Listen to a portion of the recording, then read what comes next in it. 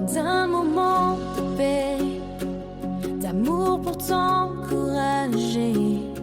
Quand ton cœur est fatigué et que tes larmes veulent couler, bienvenue sur Talk with God, ta ligne directe avec Dieu. Tu trouveras force et espoir, un chemin nouveau sous ses cieux. Talk with God,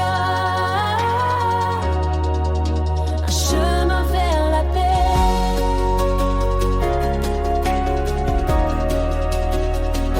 Tu cherches des réponses, un guide, une lumière. Dans les doutes, dans l'absence, son amour reste sincère. Dans le silence, une voix s'élève, un souffle doux comme une colombe. Dieu t'appelle, il te relève. Il éclaire ton ciel sombre. Bienvenue sur Talk with God, ta ligne directe avec Dieu. Marche dans la foi chaque jour, sous sa grâce et son amour. Bienvenue sur Talk with God, ta ligne directe avec Dieu. Marche dans la foi chaque jour, sous sa grâce et son amour.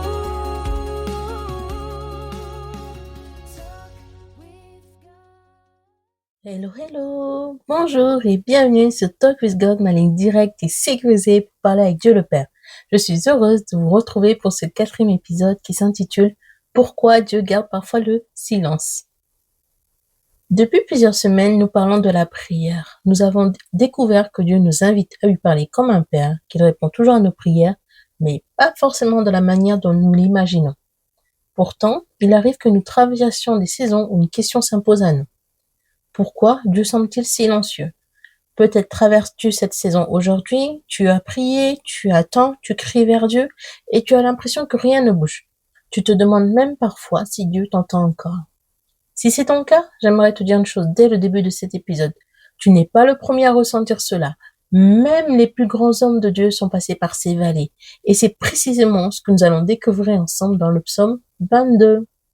Alors, prends ta Bible, installe-toi confortablement et prends de quoi noter car tu vas être agréablement surpris. Amen. Alors, nous lisons dans le psaume 22, verset 1. Mon Dieu, pourquoi m'as-tu abandonné et t'éloignes-tu sans me secourir, sans écouter mes plaintes? Mon Dieu, je crie le jour et tu ne réponds pas, la nuit et je n'ai point de repos. Amen. Lorsque nous lisons ces paroles pour la première fois, elles peuvent nous surprendre.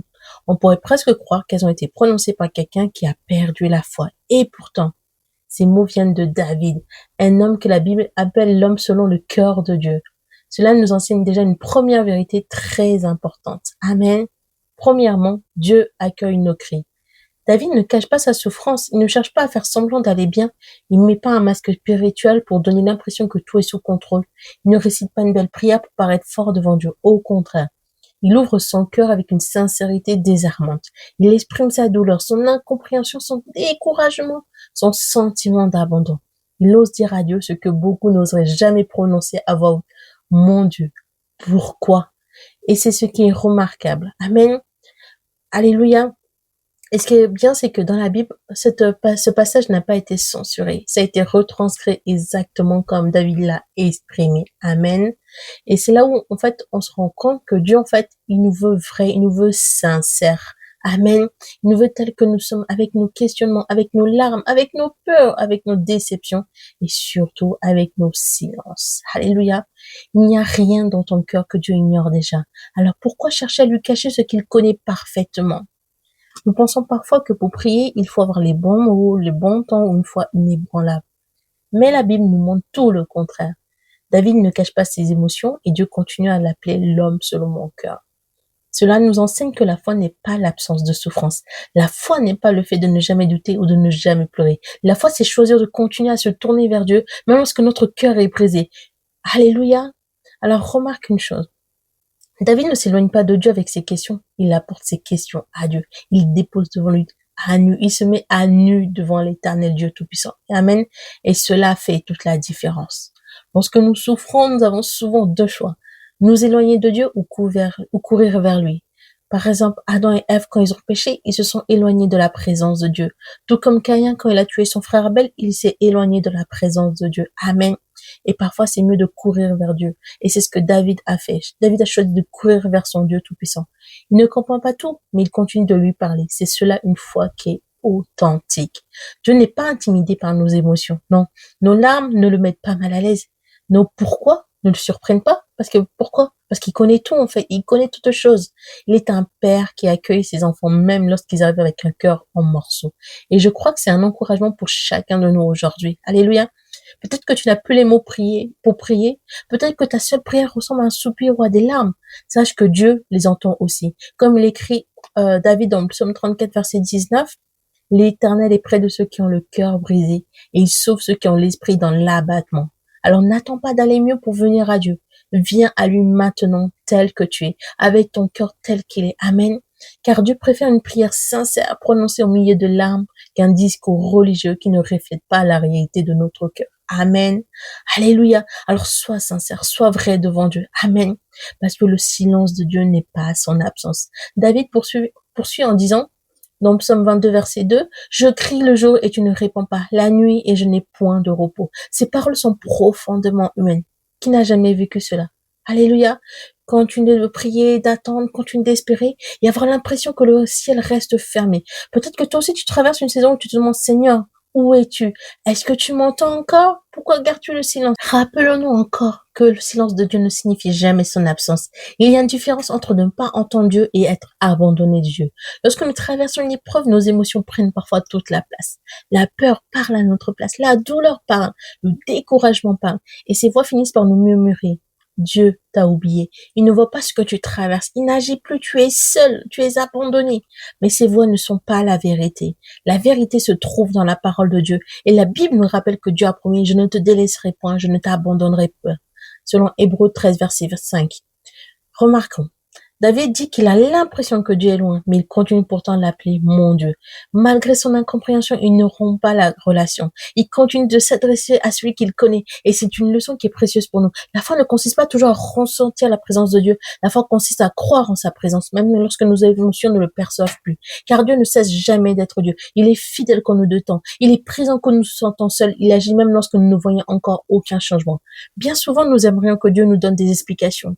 Mais lui choisit d'abord de nous donner sa présence. Amen. Et sa présence vaut infiniment plus qu'une réponse immédiate. Si aujourd'hui tu traverses le silence de Dieu, ne prends pas ce silence comme une preuve qu'il t'a abandonné.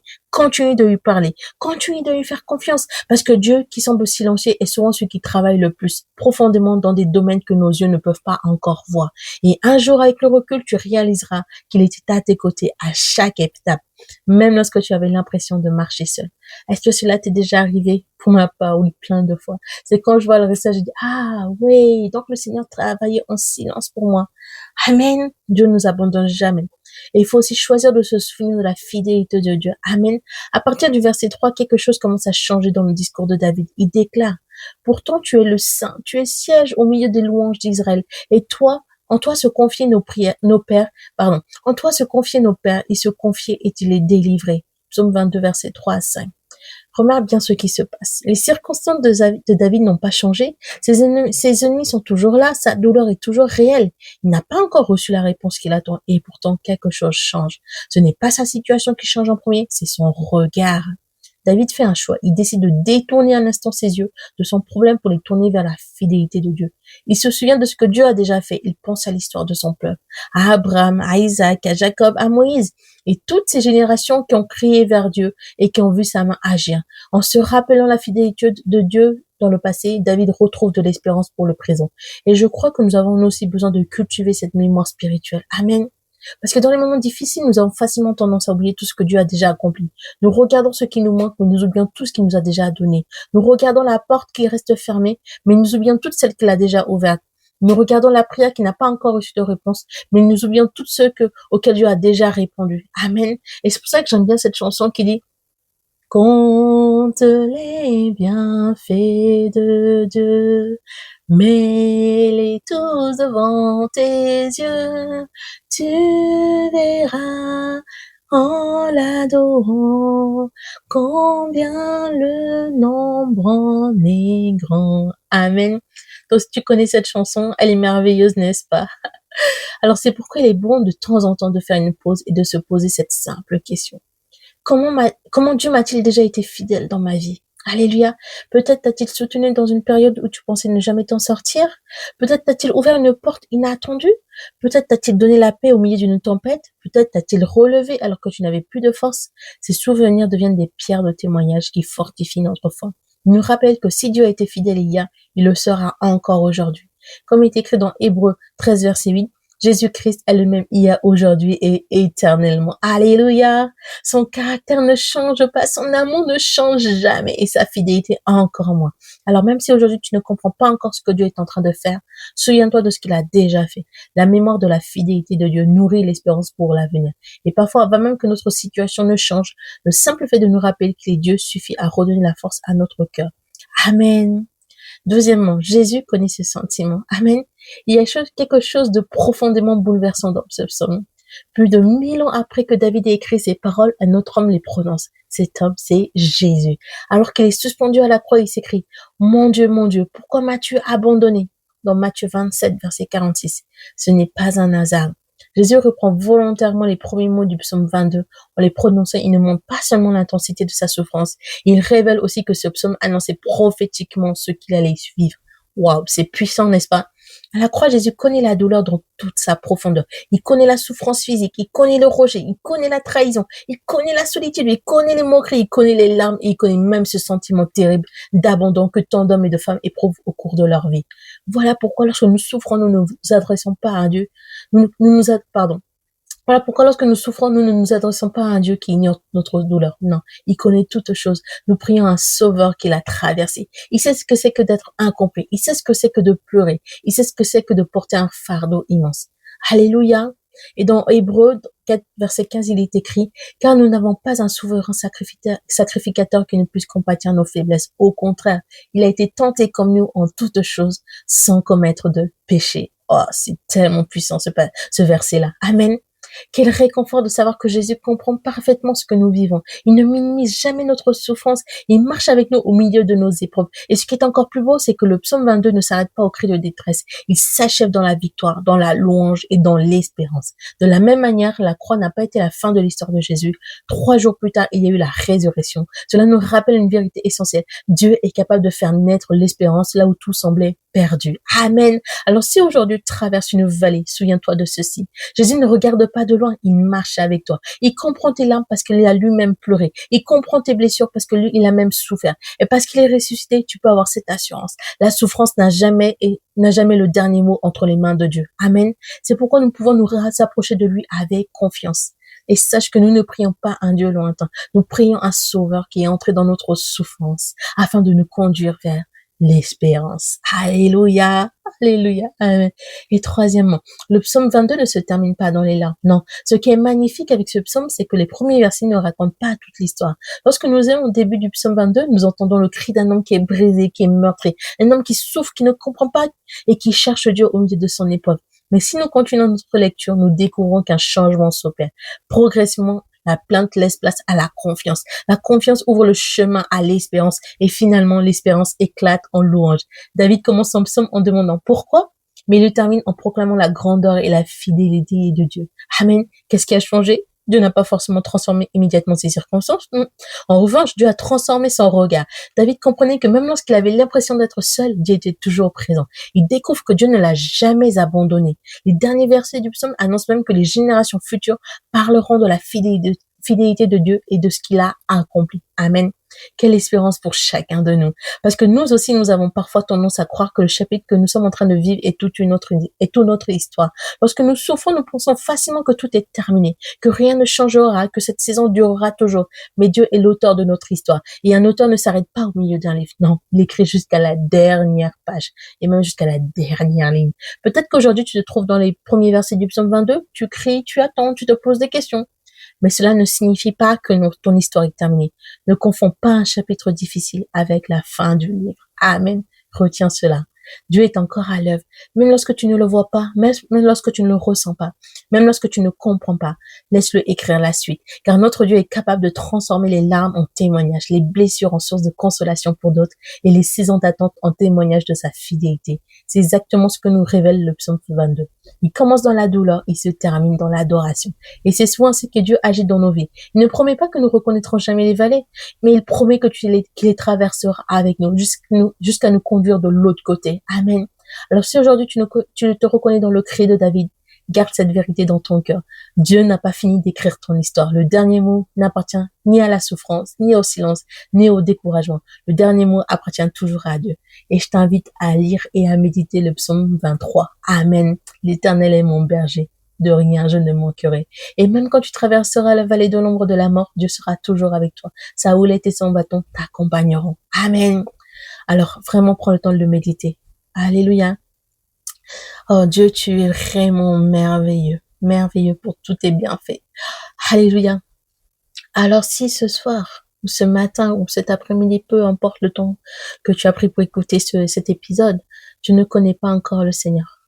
Aujourd'hui, je t'invite à l'accepter comme ton Seigneur et Sauveur. Parce que tu ne connais pas ton lendemain. Jésus peut revenir à tout moment, peut revenir ce soir. Est-ce que tu as la garantie d'être sauvé? Si ce n'est pas le cas, fais cette courte prière vraiment. Répète avec moi. Seigneur Jésus, je veux te dire merci. Merci pour ta fidélité et ton amour. Merci de ce que dans la vallée de l'ombre de la mort, tu ne m'as jamais quitté. Tu as toujours été avec moi. Et aujourd'hui, je veux le reconnaître haut et fort que tu es mon Dieu et mon Sauveur. Je veux t'accepter dans ma vie comme mon Seigneur et mon Sauveur. Je veux marcher tous les jours avec toi. Alors je renonce à ma vie passée pour gagner cette vie nouvelle avec toi. Merci d'être venu dans ma vie. Merci de m'avoir choisi. Que toute la gloire te soit rendue dans le précieux nom de Jésus-Christ. Amen. Alors si tu as fait cette prière sincèrement, sache que le Seigneur t'a entendu et t'a exaucé et tu fais partie maintenant du royaume de Dieu.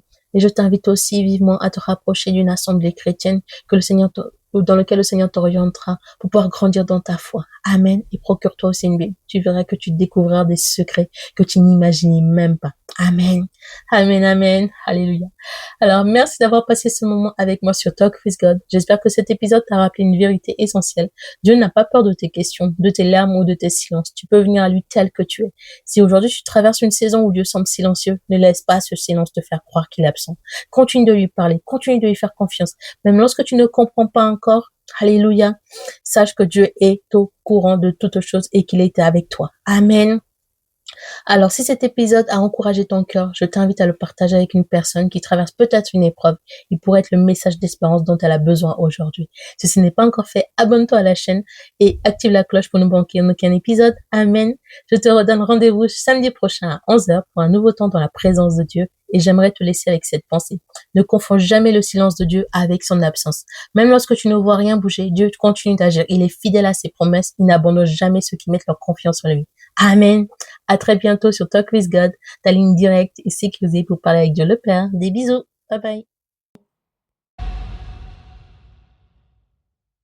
Bienvenue sur toi.